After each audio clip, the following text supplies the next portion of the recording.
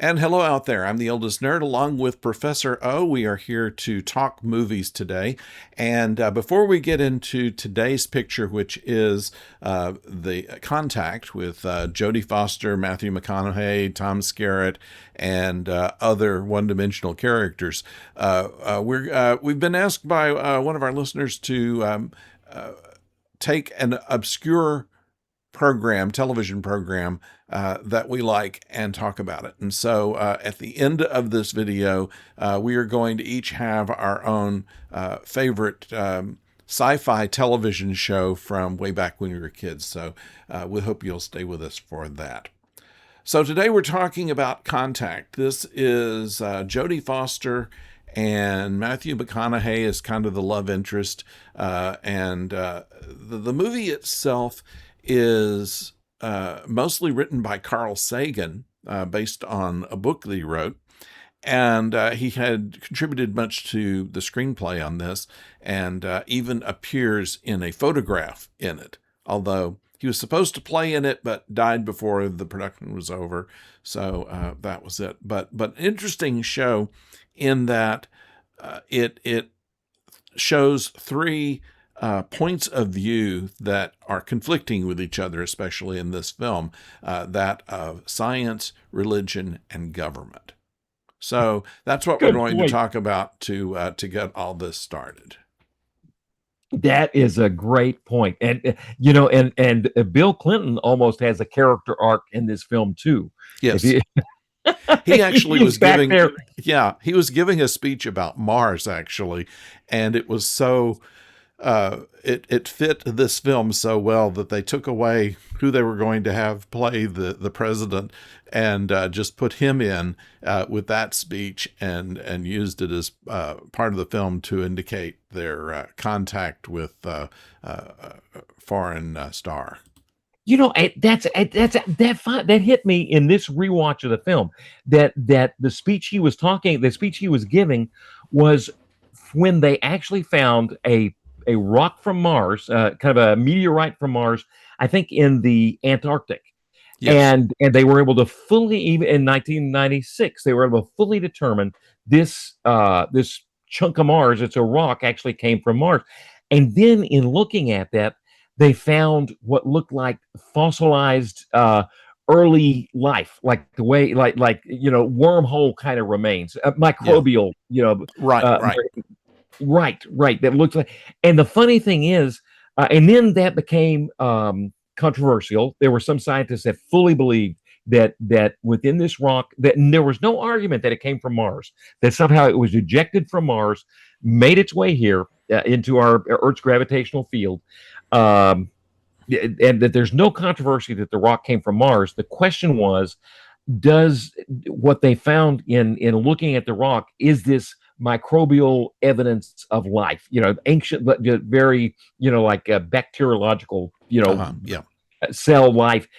And the I think it's we've still got two rovers, Endurance and Perseverance. I think those are the Yes. two rovers, or Curiosity is one of them. Yeah, they're like the size of a Chevy Vega. They're and they're on Mars But they run today. longer. Yeah. They run longer. That's true.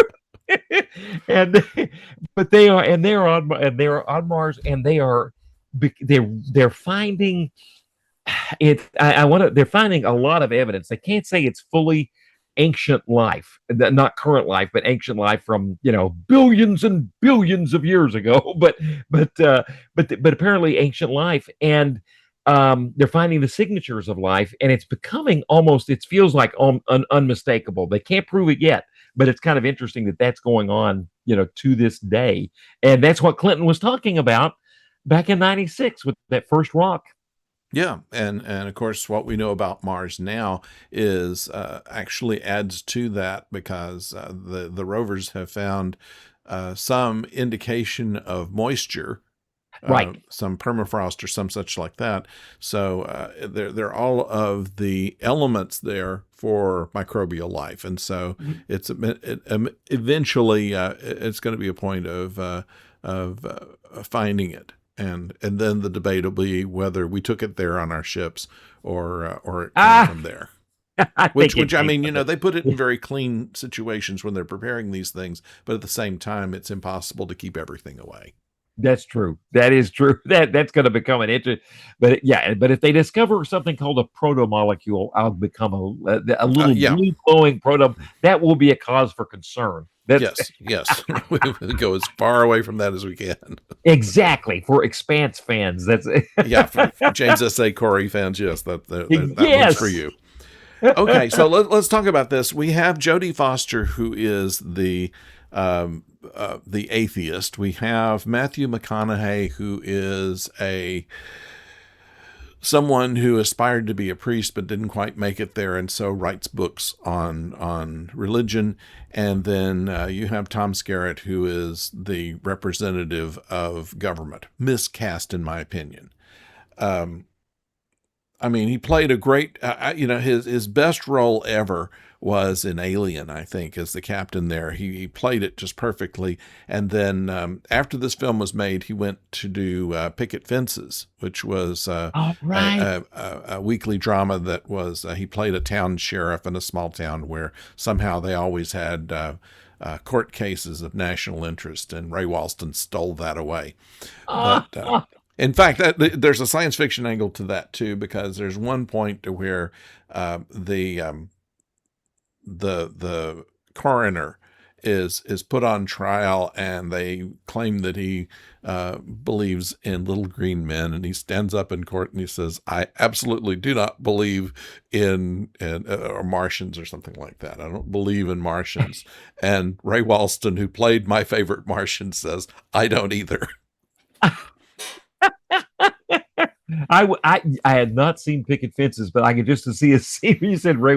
I could just see a scene where we're facing him, and an antenna starts to come out of his head, and we Yeah. cut to a little kid behind him that you can't see from the head.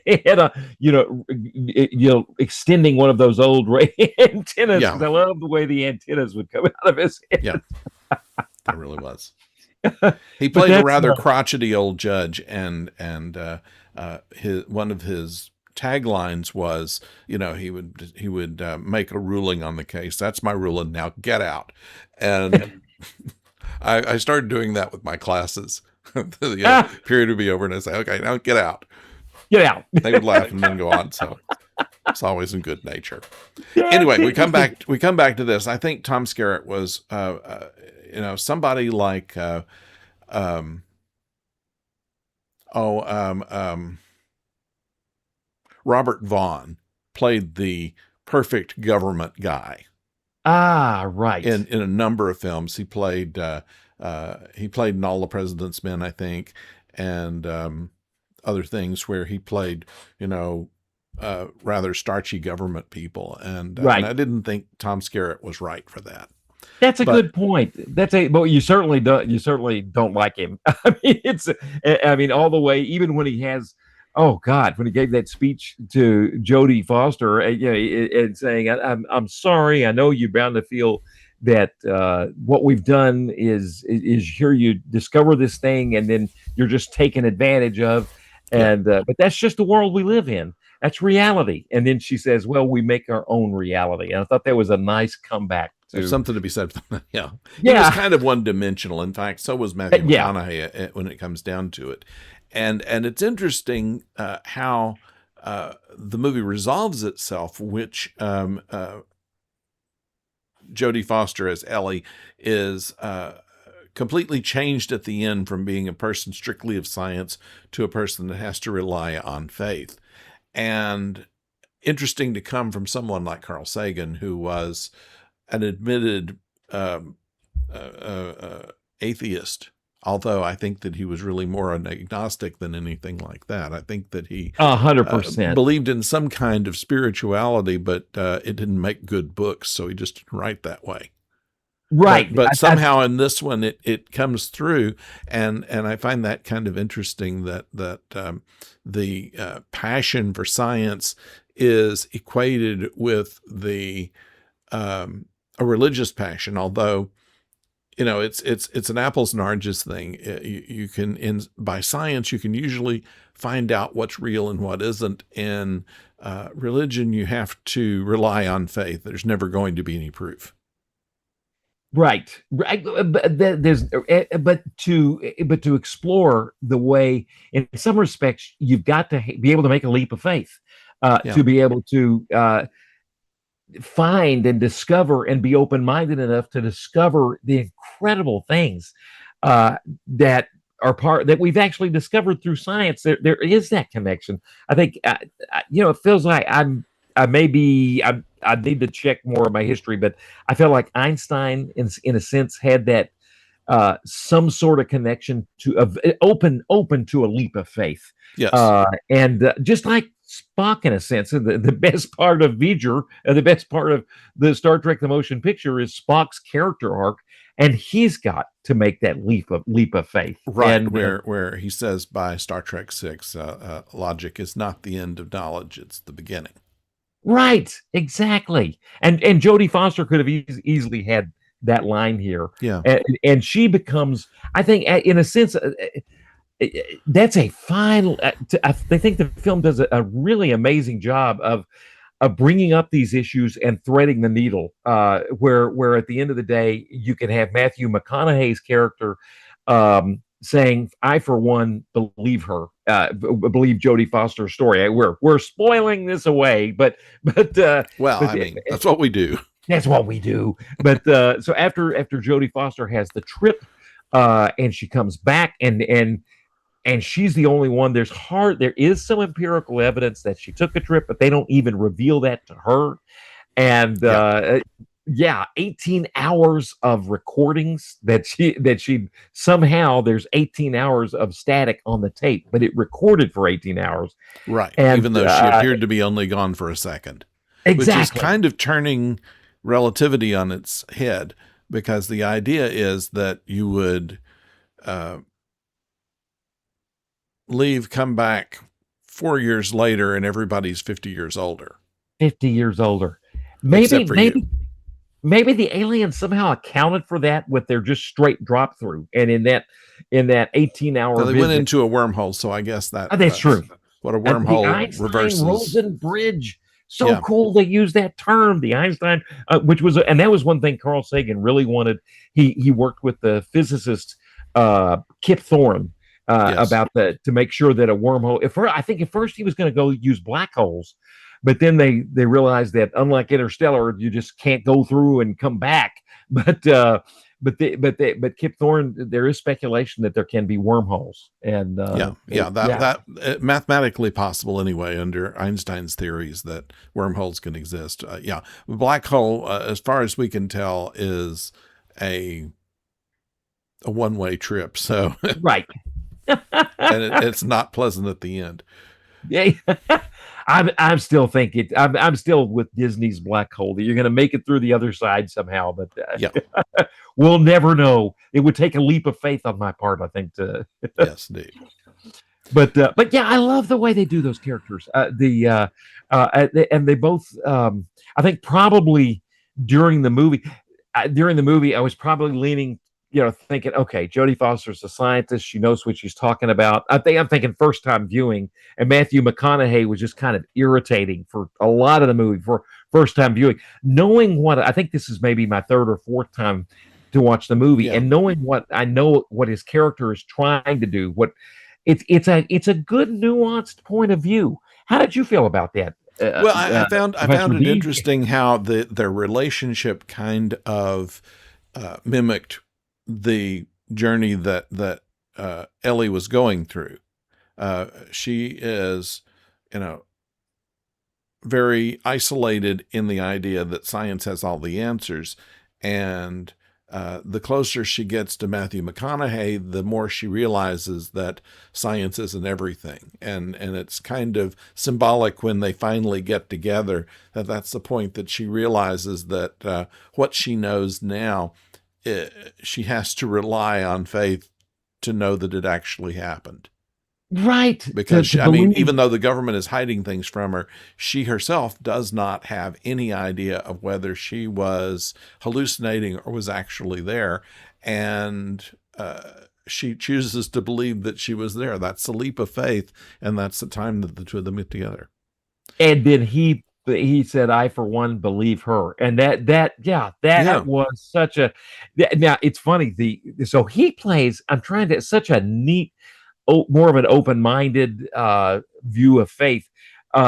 The not so open view of faith was played by. It's more he gets a minor billing. Oh, good grief! Who's the it actually it's pretty well known. It was going to be Ralph Reed, that from the Christian Coalition.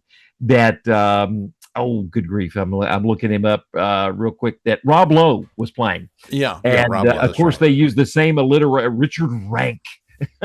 Yeah. Yeah. It's pretty, They used thinly alliteration for a lot of disguised. the names.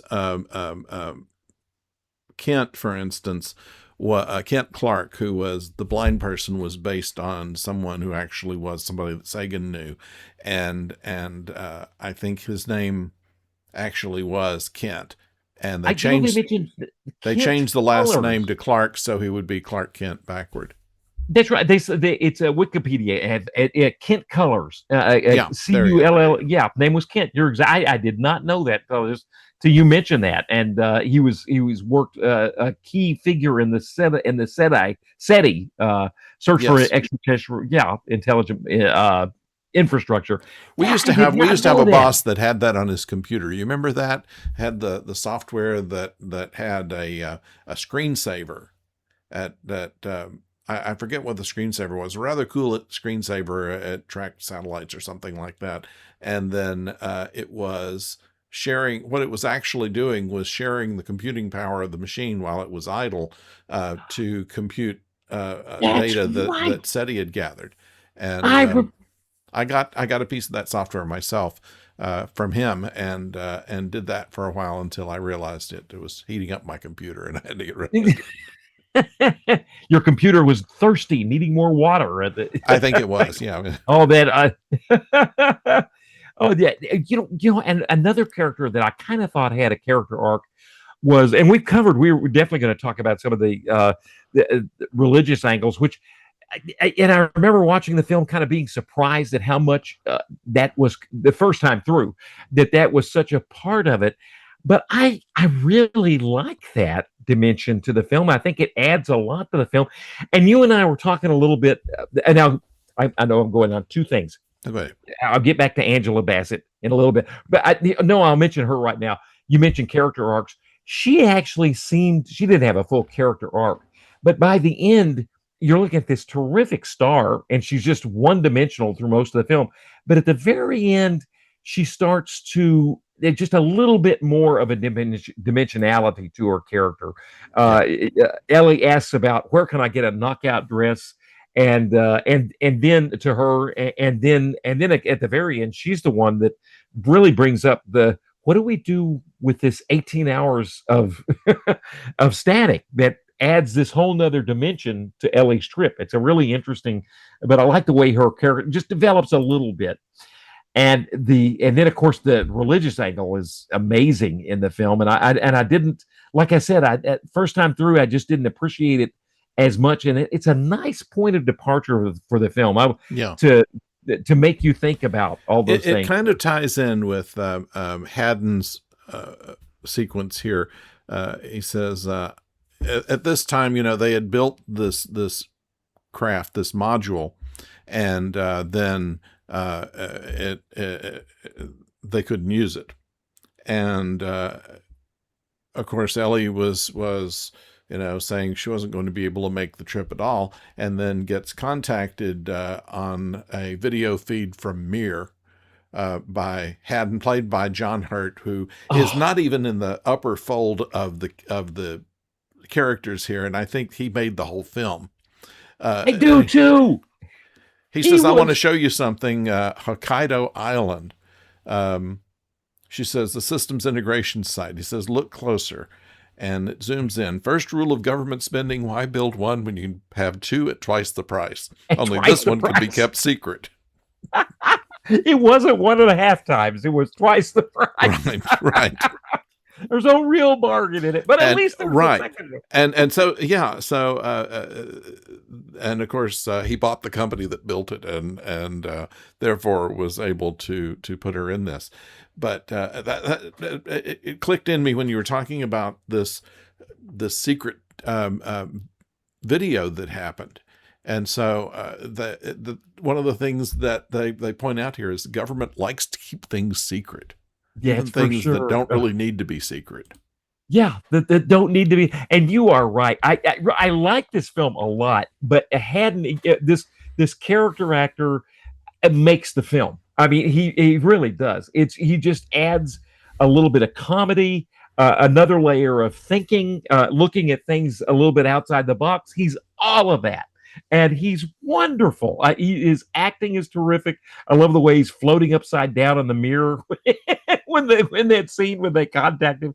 It's just, and when he goes, it's a loss in the film. You know it's going to happen, but oh They man, had John Hurt suspended by wires and with his back to the ground, and then they ah, turned the camera to where it looked like he was floating in the other dimension. right. And so that's how they did that shot. In And the so mirror, yeah, which is and this is my not many people remember Mir. That was the first real space station. The right. Soviets did that, and they had it up there for what, a couple of years. Actually, And more like 15, 18. I mean, really, it was but when you watch Armageddon, it's fully getting old. They yeah, use it as a point of some. It's with Bruce Willis. It's in there, but oh, it was fully getting old. It was up there for maybe, yeah, I want to say 10 to 15. The shuttle even had a docking port with the mirror. It was the ISS before the ISS, right. and so that would have been a key. Yeah, It was just at that time the Russians were willing to spend the money on it when we weren't, and they eventually that led us to partner with the Russians and with the Canadians and with other countries to build the ISS. That's And true. In a so, sense, in a sense, really, the Mir space stations were kind of like the Russian version of going to the moon. Something they really pioneered. They did it better than anybody. We did Skylab, kind of a one and done thing, and never yeah, really did the space station again until the ISS. But the Mir was up there for years, and yeah, they did a lot of I pioneering went work there. through Skylab at the Smithsonian Ah, some years ago, right, and they had it, of course, standing up. And what it was the old third stage of a Saturn V, hollowed out, and they had a lab in there.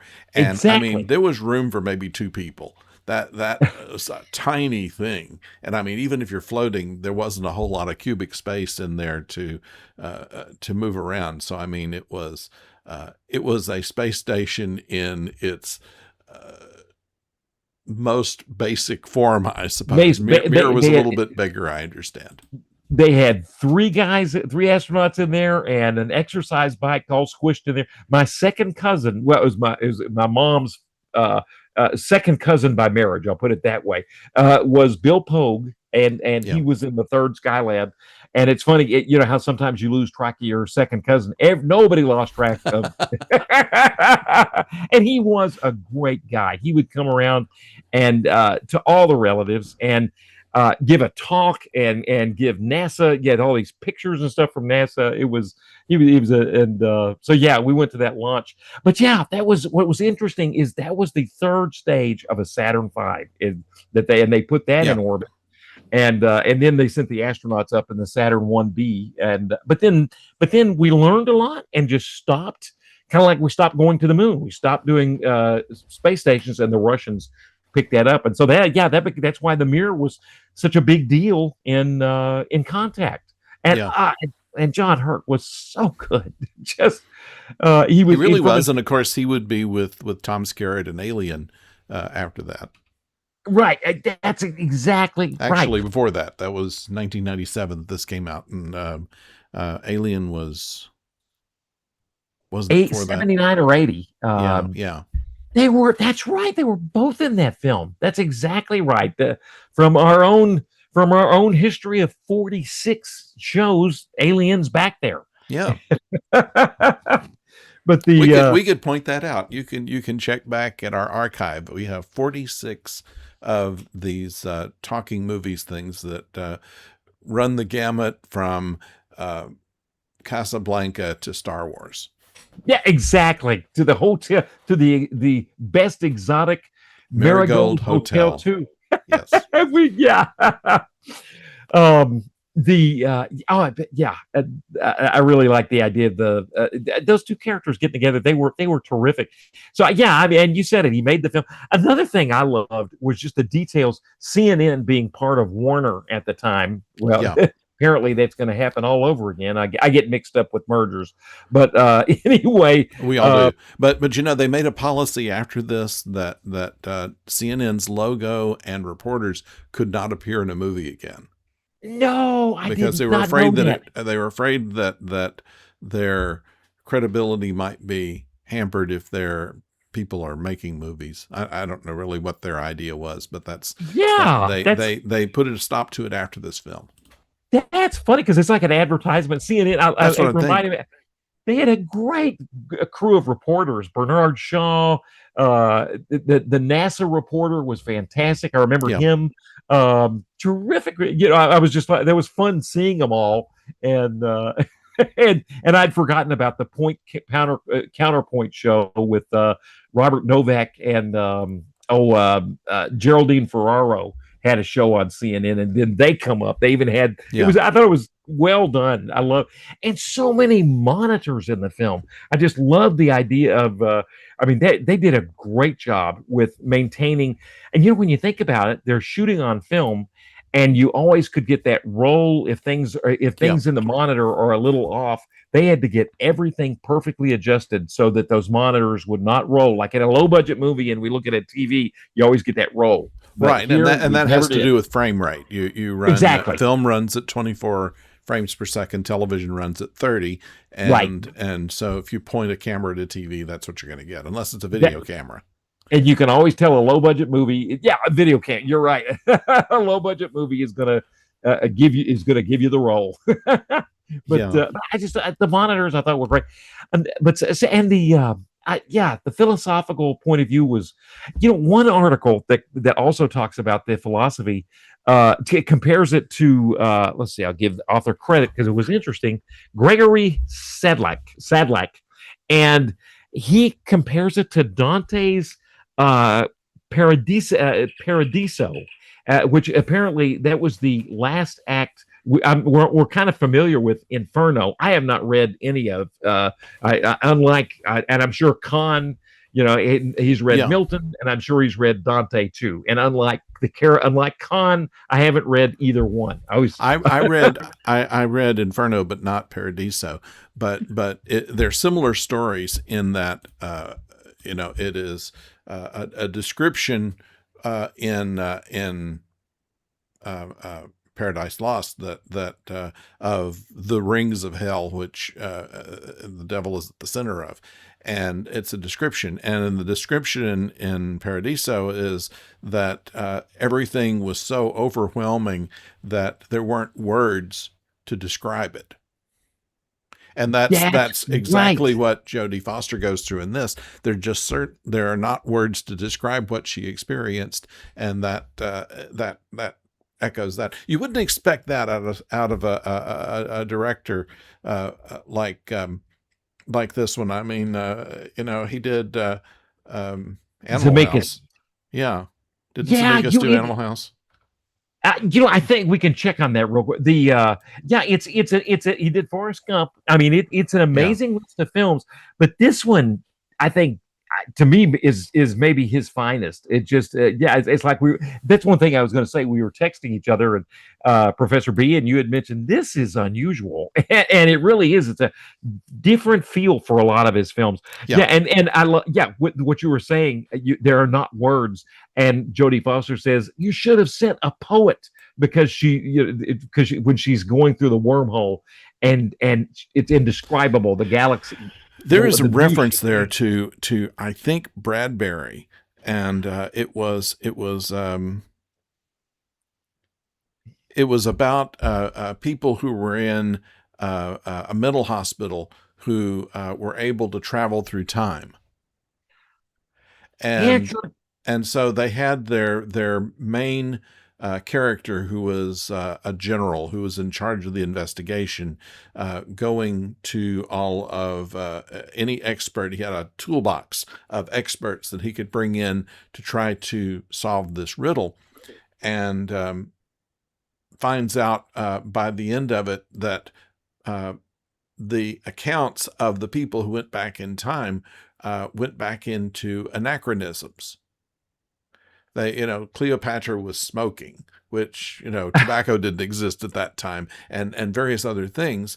And finally, they bring in one person who is not such an expert on anything. He describes himself as a fiddling cricket among the industrious ants, but is able to come up with what actually is going on here.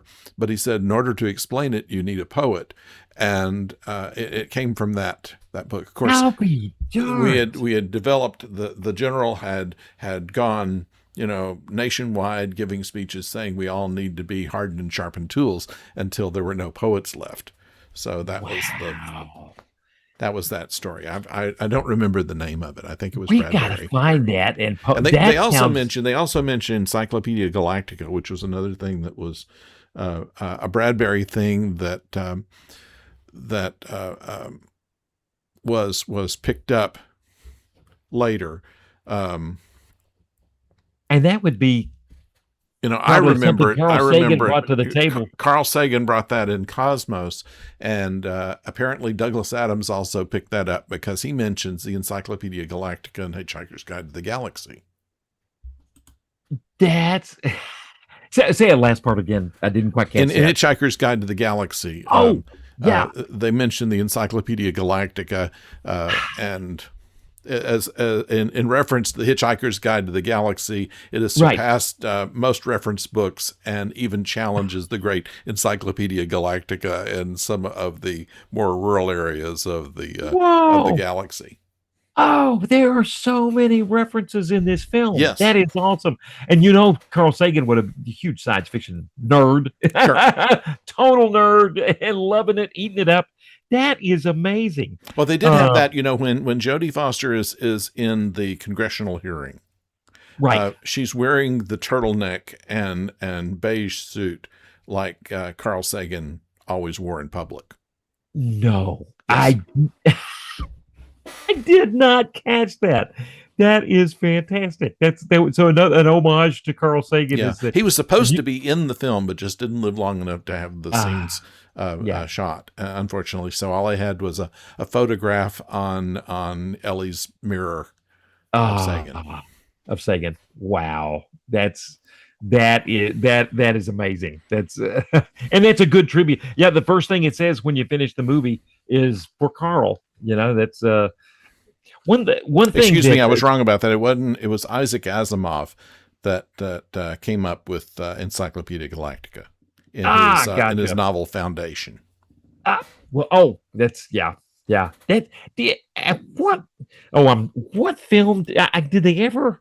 Is there ever? I know Apple TV has done Foundation.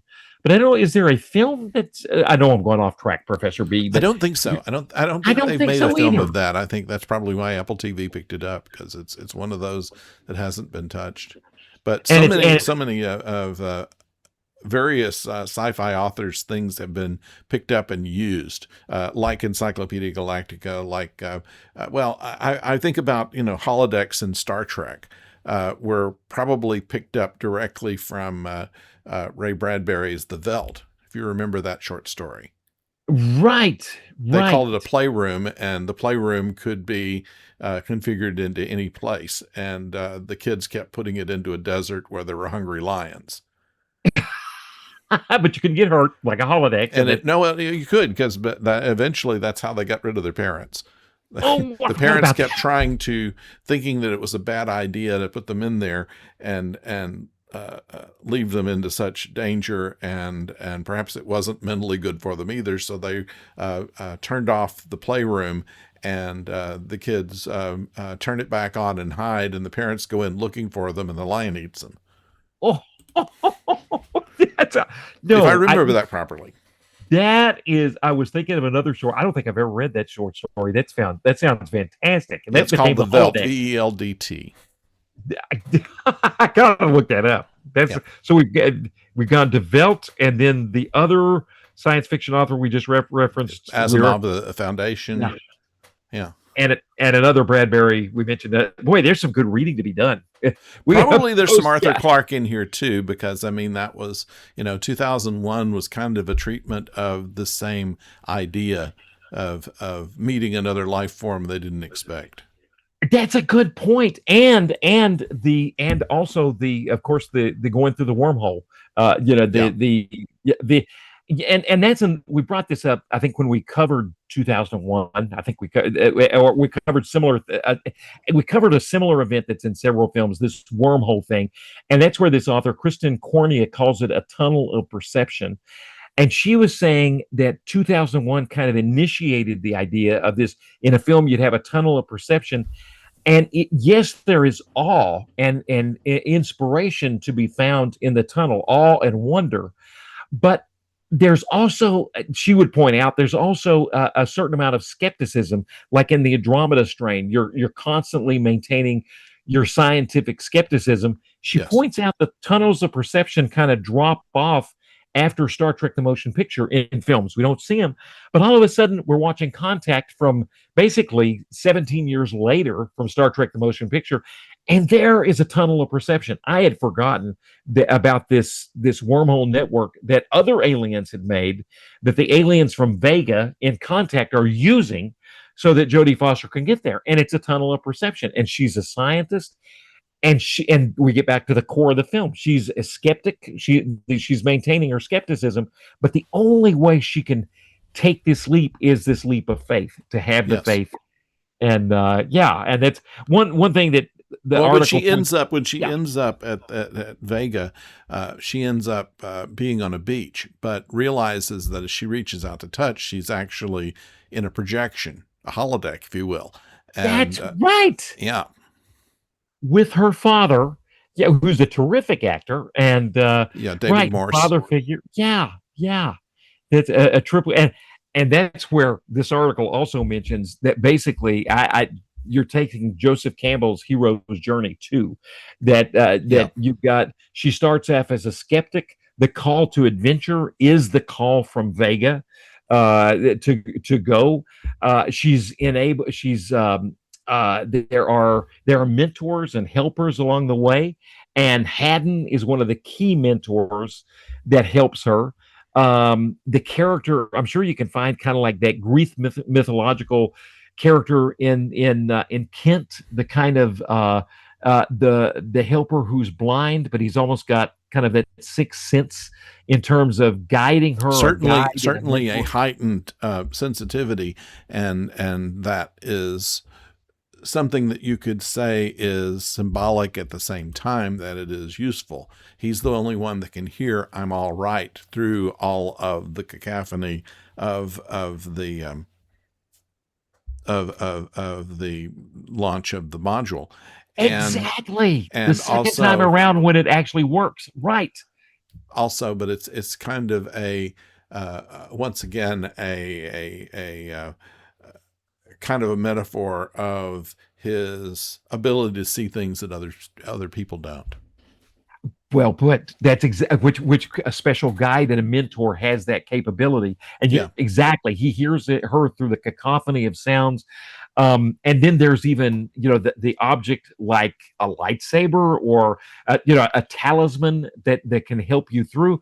The compass, her old compass from her father, is that talisman, Right. that to help guide her on the journey. And then she is her whatever Matthew McConaughey would represent, certainly another side, faith, reason, those two sides. He's got the faith side. He gives her back the compass, and then the compass, that talisman, saves her life, because when it floats loose on her return journey, on her journey, then she unstraps herself from the chair, which the alien said you do not need. And then that chair, it would have killed her if she was still in that chair. So she definitely takes the hero's journey. You can even say that's the belly of the whale that she's got to escape from. There's so many things. She has the atonement with her father. The she didn't necessarily need to be atoned, but a meeting with the father, another part of the hero's journey. So what do you think? At the hero's journey, you get a boon and you get a reward. And so what do you think was the reward that Ellie receives? Enlightenment. I think that Yeah. In the real world, nobody believes her, and she's kind of made a pariah in the scientific community, but Right. she received something much more valuable and changed her life. It realized that she was able to get closure with the loss of her parents, and well put. also to be able to experience something no one else did, and has to rely on faith just to wrap her mind around it. And Yeah. and it's something I think also, and this is odd once again for something Carl Sagan essentially wrote, Right. is that science isn't the end of all things, and that science and religion and government really shouldn't be at odds with each other. Mm. They sometimes are, but there's nothing that science does that absolutely refutes religion. There's nothing that religion does that absolutely refutes science.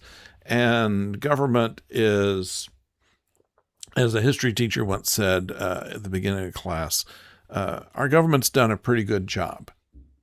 And, through history. He said, I won't say Right. great, but they've done a pretty good job because it's run by people, and they all have different motivations. They have different situations they have to deal with throughout. And the fact that we've made it here from there, they did a pretty good job. At some point, you got to have stoplights. They really, when everything, Yeah.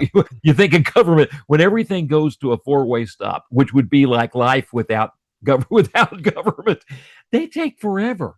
Stoplights are much more convenient. Yeah. Now, of course, that brings up roundabouts, but that's a whole nother thing. Yeah, I would prefer a world of roundabouts. Yes. But knowing me, I would be like, what was it in what movie was it where the guy got stuck in the roundabout and could never get off of it? Oh, wow. That sounds. I do not know. Eric Idle was in that, as I recall, but it wasn't a Monty Python thing. How about? We digress. We digress. We've gotten the roundabouts. That's exactly right.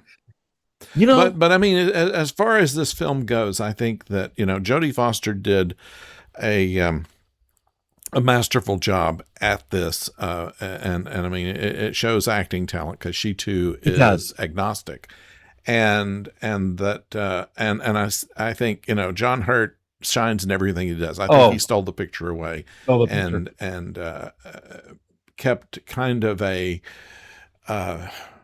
was more bizarre than the science elements, and it did stay close to known science. And I think that's what Star Trek used to say. They would do everything to the science until the script called for something else, and then that's where you get faster than light speed. That's where you get transporters. That's where you get photon torpedoes, which they mentioned in this. They mentioned photon torpedoes. They did mention photon torpedoes. But you keep everything else within science, and then you can frame this into something that's believable. And this is based kind of on a true story. So of someone who was a scientist that was working with SETI. Now, SETI has been largely shut down since this happened. That was in 2017, something like that. Right. It was certainly sometime after this. In the time between, though, Jodie Foster was one of the people that donated money to keep SETI going.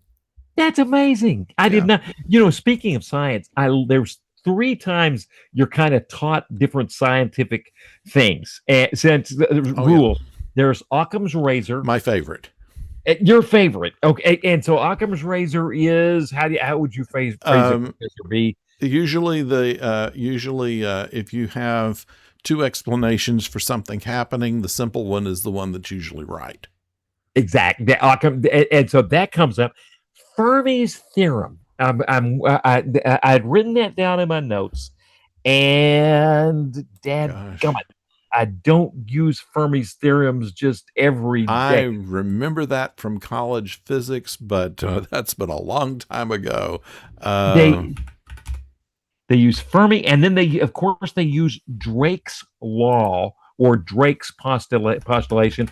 And for Drake, where you're checking on Fermi, Drake is the one which is, if, let's say, you're looking at the Milky Way galaxy, not even the universe. I think he started with the galaxy.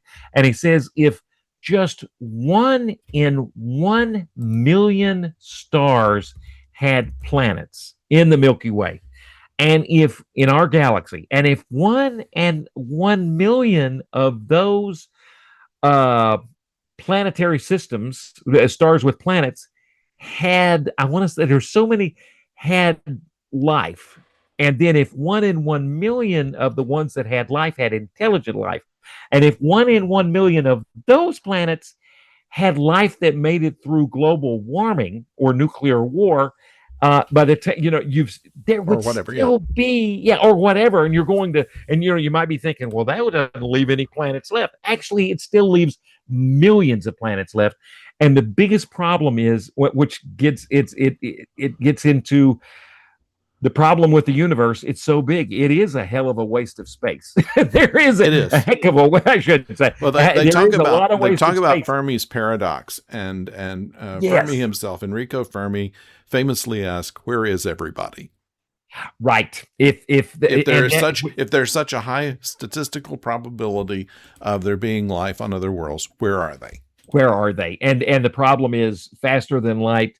The speed of light limits us to how fast messages can be transmitted, and the distances are vast, and they're getting bigger between us at the start. We were more of a condensed universe when we started this podcast than we are now. we have gotten further apart. Thank goodness we're on this third rock from the sun and can't get any further apart than. but the universe is expanding, and I think that's ultimately what the problem. Once again, Douglas Adams, I love his explanation for the size of the universe or size of the galaxy. You may think that it's a long drive to the chemist, but that's nothing compared to space. That's exactly right. Nothing. That is so well put. Which we in the U.S. would call a drugstore, but I mean, that's exact, the chemist. but chemist. Yes, it would. I was just checking. There was one thing, and this article was really good. Let's see, we talked about I had forgotten one thing. I had completely forgotten about the other alien civilization, that it almost felt like that Star Trek episode where Next Generation episode, where Picard, being an archaeologist as his hobby, then he and the Romulans and the Klingons meet up on apparently the founders, the earliest civilization known. They find out that the founders were actually the beginnings of all of the humanoid species they know of, because they went seeding planets over the millennia, which is a nice warm feeling kind of deal. And they do a lot of the same thing in this film. They believe that strength comes in and they have a wonderful quote here, if I have it right. Let's see. You're an interesting species, an interesting mix. You're capable of such beautiful dreams and such horrible nightmares. You feel so lost, so cut off, so alone, only you're not. See, in all our searching, the only thing we found that makes the emptiness bearable is each other. Wow. That was a great quote. That's profound. That is and the way this this author kind of interpreted the same thing. He mentioned the poet. He said the existence of a welcoming community of intelligent life means that the universe. Well, let me back up a second. While the God of Orthodox Western religions does not exist in Sagan's universe, his universe is not absurd, meaningless. It's not the absurd, meaningless cosmos of existentialists. The existence of a welcoming community of intelligent life, to pick up on your saying, what you just said, Professor B, means that the universe, although physically vast and indifferent, offers a message of warmth, comfort, and meaning, different in its details, but similar in effect to the universe that Dante had discovered. Humankind finds meaning in life by trying to become part of something larger than itself, not the communion of saints, to be sure, but the cosmic community of intelligent life. And I like that. Who knows about the saints? Yeah, but that's a good place to stop for this. And how about I just pick your mind for 1 second, though? Okay. What did you find about the making of it? Anything? Did you? Because I did not know that about where they used the cutout for Haddon for to make him appear. How they made him appear to be floating, and the other thing in space. Yeah. And anything about the model work, or about the model work was I can't remember the name of the shape. It's like a triskaidekahedron or some such like that. It is essentially a geodesic type of dome that they did to create the module, which was rather interesting. And there wasn't a whole lot of background on how they did the special effects. Most interesting thing was that Jodie Foster used cue cards for the first time on a film because of all the technical jargon she had to give. I'll be darned. Yeah, she did have to get through a lot of that. This film was made at the height of kind of like The Fugitive was made around this time, where they were still using some matte paintings. It was early digital. I thought it was pretty good digital stuff. That it held up. The special. I've got a lot of the zoom in or the zoom out from the planets. In the beginning of the film, incredible. That goes into the eye of Ellie. Whoa! They actually, the biggest special effect there was making the actress who played young Ellie, Jenna Malone, who had brown eyes, making her have blue eyes, and that had to be digitally done, and that was very complex thing to do in that shot. A heck of a shot. That was an incredible shot. Yeah. There is some discussion, a little bit of discussion on using like the way they did when the first apparatus that's going to take Jodie Foster, that's going to the drop module thing, when the first one blows up, and I guess that Gary Busey's brother that plays the bomber, because his last name is. I should know him. It's not Gary Busey, but that definitely a distinct face, the suicide bomber in the film.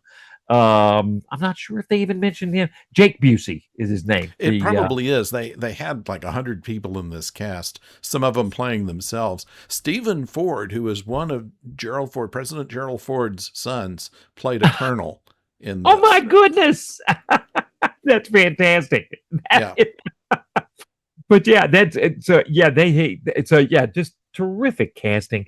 But when he does his suicide bomber thing, they talked about all the compositing they used.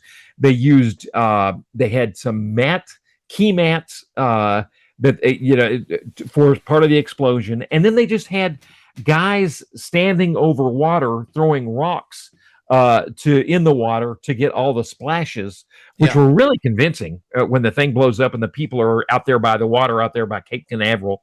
And then another shot that was really good was the kind of the plane that's kind of a hovercraft. I can't remember what that it's. Anyway, the plane lands on the ship. VTOL, vertical takeoff landing. Yeah. Vertical takeoff and landing. Yeah, lands on I the. think they That used was in, yeah, it was British designed. I remember uh, what they called it. the Harrier. Harrier. Was that like a Harrier? Harrier jump Yeah, jet. Yeah. that was well done. And the They only said other it would thing be I like had something that's British built that would curtsy. is say it again. The what? It would be like something the British would build. It would curtsy. That would, and which fit in the Falklands War. That's what. Yes, yes, it did. You must curtsy. There's something that I found out too here that Yeah. Carl Sagan did have a symposium for the cast and crew to outline the history of astronomy, so they would have some background information going into this. And so that was Before he passed away. before he passed away. Yeah, he died in 1996. So much of the film was done before he died, but he was going to be in the last scheduled shot, and they just didn't make it there, which is a shame. But yeah, interestingly, Jodie Foster said in an interview later that if she were given the opportunity to go to space but not come back, she'd pass. She said, "I'm perfectly happy to be ignorant, let the mysteries of the universe be clear to somebody else." She played convincingly the opposite. She really did. Yeah. Well, I got a quick question for you. Here's my last question for you. All right. What films? This film really reminded me. There's a trope in this film that I love this. I love this. It's the fact that it deals with building an interocitor. That is that the alien, right? The aliens will send out plans. You don't know where you get these plans from. And you've got to build a machine. And if you build the machines, you're pretty good at this. I did not think about that. And we've been talking about this Island Earth as being one of our future projects here. And maybe we'll do this next week. And the professor's in this Island Earth. And kind of tie this in with it, because I really didn't think about that connection, but it certainly wasn't it?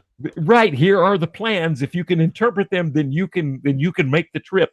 And there's a show on. Except, of course, they weren't quite as friendly when it turns out in that particular film, but we'll talk about it. They're not quite the Metalunans. That's exactly right. They're definitely using those scientists for a purpose. The film, it's a series Pluribus, kind of is doing the same thing on Apple. That we get these instructions and we end up making a virus. And then the other one that hit me was the kind of I love the scenes for it's not a launch, it is kind of a liftoff for the thing, but it kind of reminded me of Apollo 13 with going through the check marks. And the other one that got me was Destination Moon, an old film from the 50s. Oh yeah. That and Heinlein was behind that one. Robert Heinlein. I remember that film. That was the one where they used gravity repellers or something like that.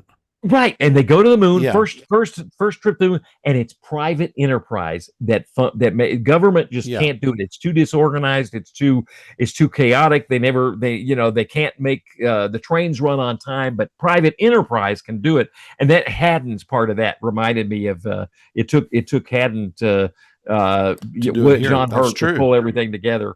But although it was funny that government, I had, when I was watching it this time, I was thinking, wow, he actually funded the second launch site. But no, he was part of the funding, but it was government that funded that too. So when I first saw the film, I thought it was kind of odd that they could do, a video phone call. And here we are. Right. In 97, that was the highest tech you could have, a video phone call. That's amazing. Yeah.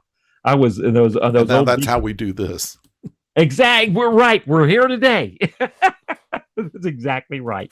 Grateful to be here, Professor B. Yeah. Well, let's talk about years ago. We both had favorite science fiction shows, and I'd hoped to do this 15 minutes ago, but I forgot about those who have been waiting, saying, "When are they going to get to the damn television show?" Well, here we are. Why don't we start with yours? Okay, UFO. I love this. I remember it was the strangest show. I think it ran in 72, 73. They even I remember seeing it on Saturday morning TV. And it was. I've seen an episode or two of it, I think. Right. Oh, it was the perfect Saturday morning TV for an eighth grader. Like I'm watching Johnny Quest. Yeah.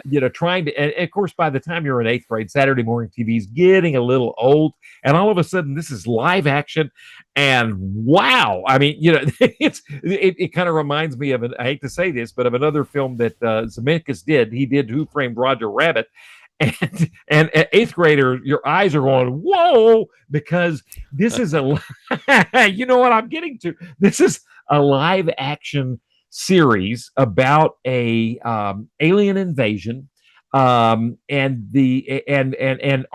speaking of government infrastructure that is designed to combat this alien invasion. But what's incredible is everything's under the surface. Life as we know it, if we were doing a podcast in this show, we would be talking about in our podcast the movies that this organization is making. Or I say this organization, the alien fighting organization is called Shadow.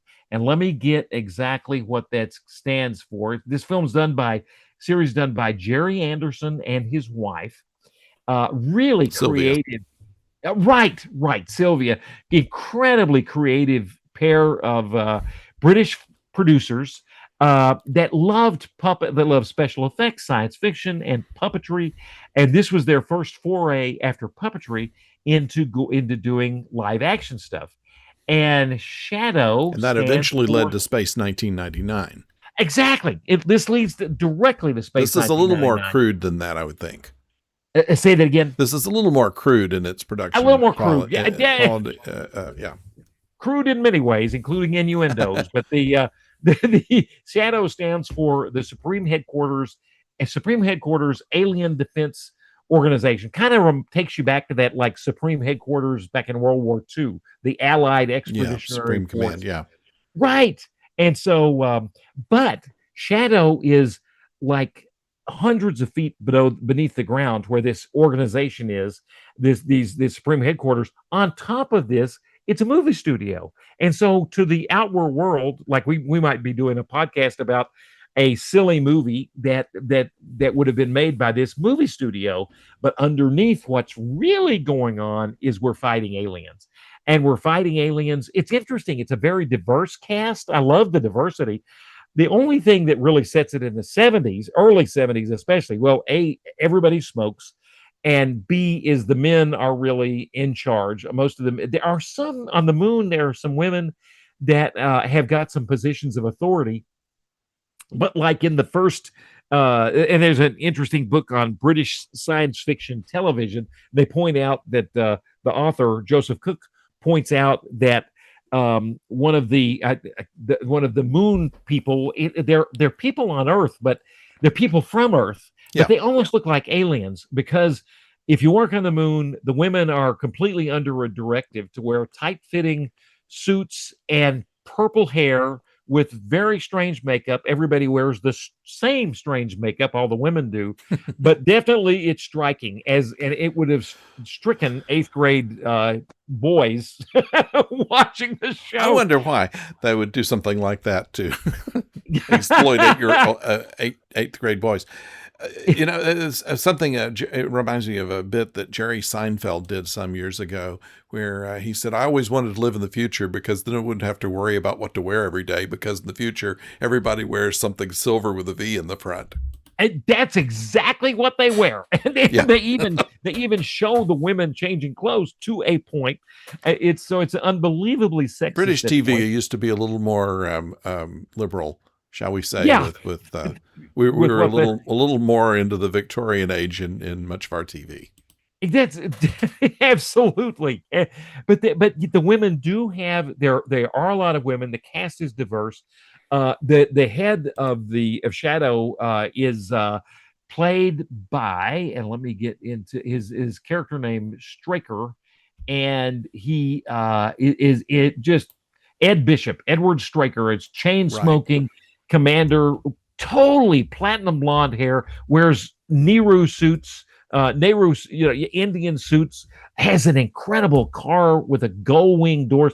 And the funny thing is, we're watching this in 1970, but all this is taking place in the show. It's 1980. In just 10 years, we're going to have massive changes. Bases on the moon, submarines that the model work is incredible. Part of Shadow has a submarine and part of the submarine would fire out a craft that would, instead of a missile that would fire from a submarine like a nuclear missile, it's a plane, a craft that comes from underwater. The model work is so good though. They even show, like, you're looking at it from underwater at a model, but they'll even show the pilot's head like a Ken doll. His head will float up in, come up into the capsule of the plane.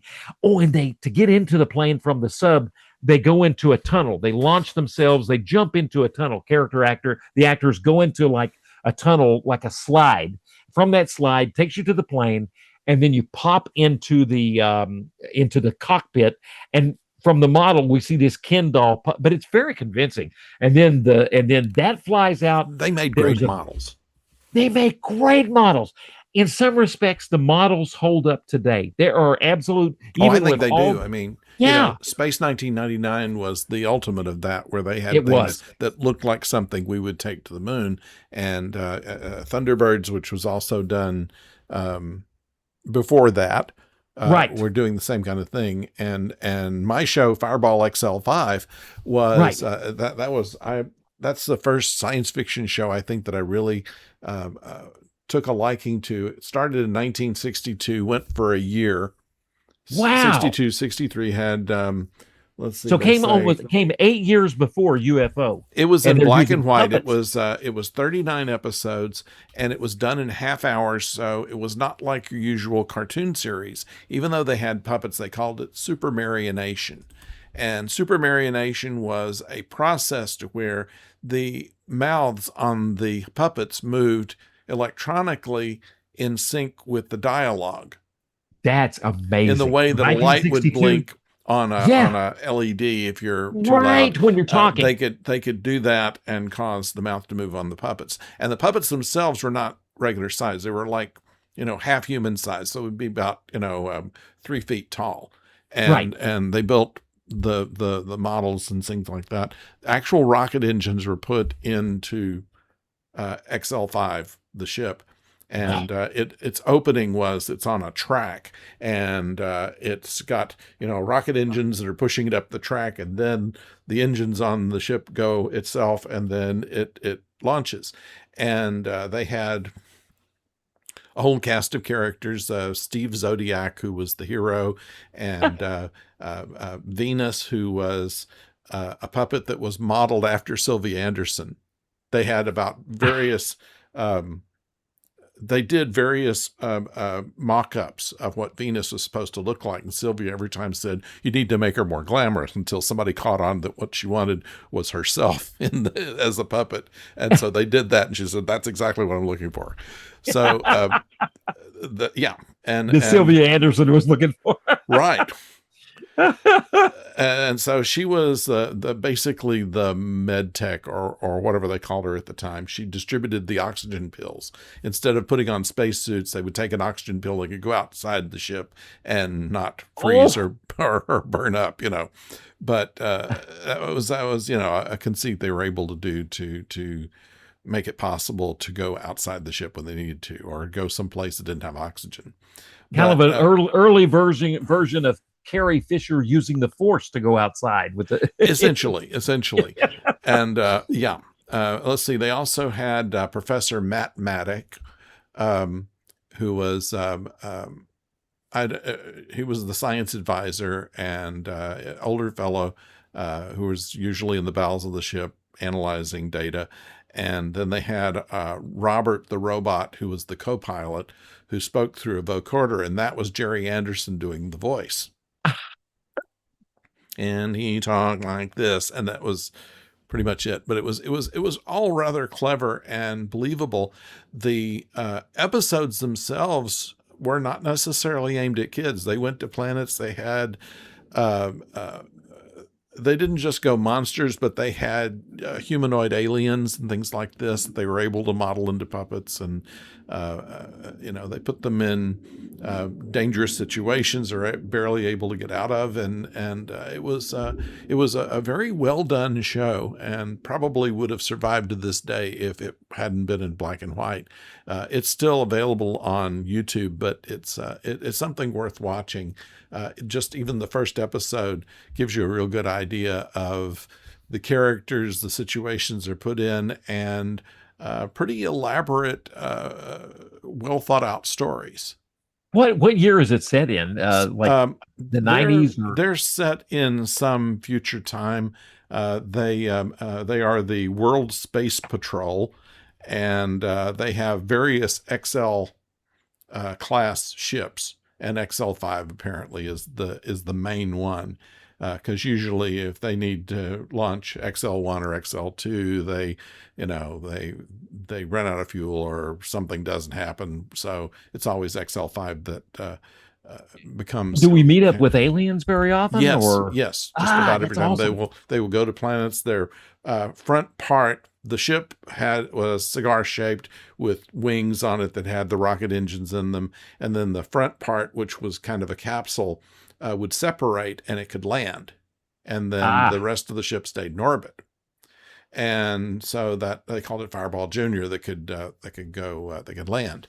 And so, yeah, they did some exploring. They did some interactions with, aliens and things like this, and it was always they were kind of Doctor Who like villains. Right.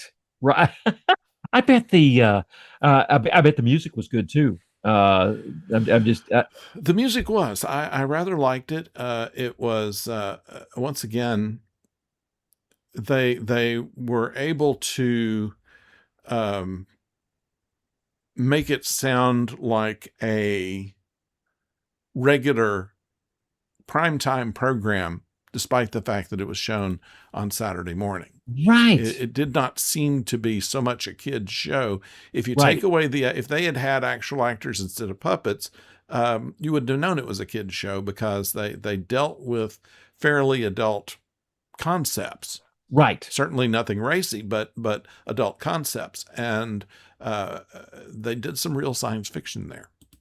That's what UFO did. And it kind of threaded that same needle. They were trying to thread that same needle. Only 10 years later, they definitely, the couple, the Andersons, definitely had wanted to morph into, still use their incredible model work. It's the best ever, but they wanted to morph into a little bit more adult themes and live action. But I can totally see how 10 years prior that they still would have been dealing with some of those same themes. There's one episode where the commander has to decide whether to rescue. There's two things going on, and his own young son, teenage son's in trouble, or he's got something front and center to deal with the aliens. And he's, it's a horrific decision that he's got to make. So there is some good writing in the, just as there was good writing in Space 1999. Yeah, they did have some comic relief I left out. They had Commander Zero, and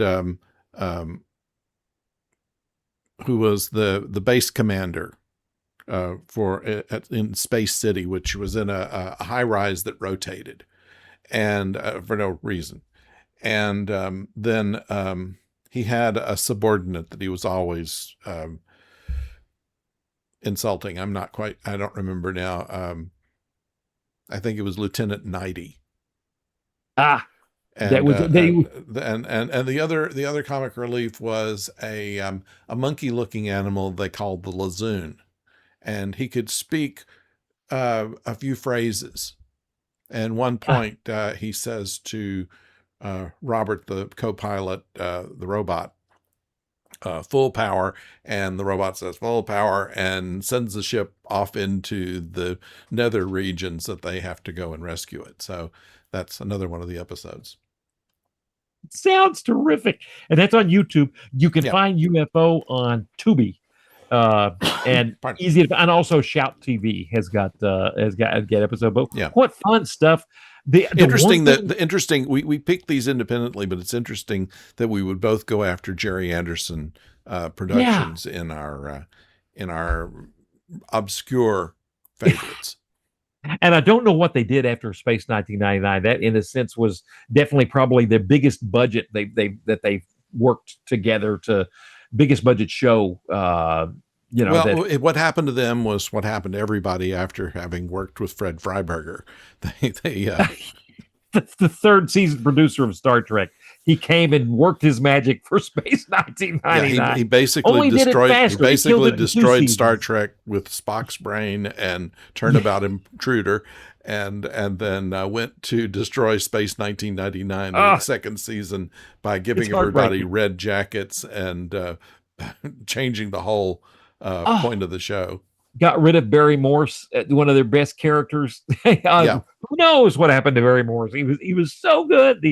But one thing that's interesting is one thing on UFO, the opening credits. I bet Fireball is the same way. Same thing. The opening credits are a thing of beauty. They're exciting to watch. It's showing the models. That's basically it. They probably showed the slide and all that kind of stuff in UFO, and of course in Space 1999 they have the whole. The Eagles flying and that kind of stuff. Thunderbirds, they count down by launching each of the different crafts that they have. So they seem to like to give you, and they give you a super visual representation of, like the moon departing from Earth, the explosions that cause the moon to wander off on its own. Space UFO does the same thing with that, jump flashes 1980, and then that shows you the gull wing cars and the moon people, the Moonanites, and so it gives you a preview of what's to come. The interesting thing is the end of each episode, which they usually end in a very dark way. Like the aliens are just as threatening as ever. At what cost did what did we have who had to die to stop the aliens this week? And it just ends on a shot of the Earth, and we just pull back from the Earth, and there's a UFO in the back. We pull back from the Earth.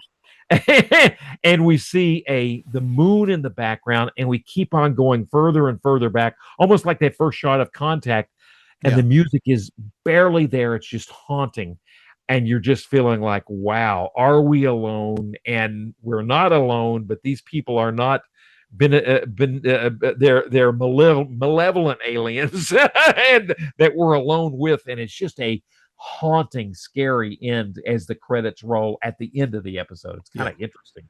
But those are fun series. And you can totally have fun watching, just little nuggets of stuff that you hardly know that's there, that they're fun to watch. Yeah. So that's what we have for this week. And thank you, Professor. As always, enjoy chatting with you. And we'll be back next week. And we're going to talk about This Island Earth, right? This island, yes, because we left the island. No references to Gilligan this week. Oh, that's right. How did we do that? We'll get right back on track for next week. How many Gilligans would you give? Give Contact? It's such a cool film. I always hate to give it Gilligan's. But I don't want to give it Gilligan's. We need to give it a couple of professors. How right? I would give it 4 professors. Me too. Absolutely 4 professors, and I'll give UFO 4 Gilligan's for sure. With the model work and everything, I'll give it 4. I'll give the same to Fireball XL5. Fireball, okay. The understanding that it's in black and white. Yeah, there you go. Yeah. I have the model, by the way. It's still in the attic somewhere. It's about this long, and that was a fun thing to have. I had a lunchbox also, which now they're selling for about $100, that has the Fireball XL5 on the side, and Robbie the Robot on the edges, the old metal thermos lunchboxes. And I don't know what happened to mine, but I saw one in an antique shop, and I thought, doggone, if I only held on to that, I could retire. Well, exactly.